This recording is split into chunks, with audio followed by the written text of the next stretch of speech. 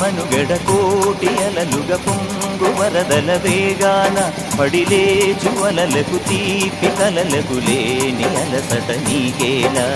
నల్ల నల్ల నీడలోన ఎల్లకిల్ల పడ్డట్టున్న అల్లు మల్లు ఆకాశాన చుక్కల్లు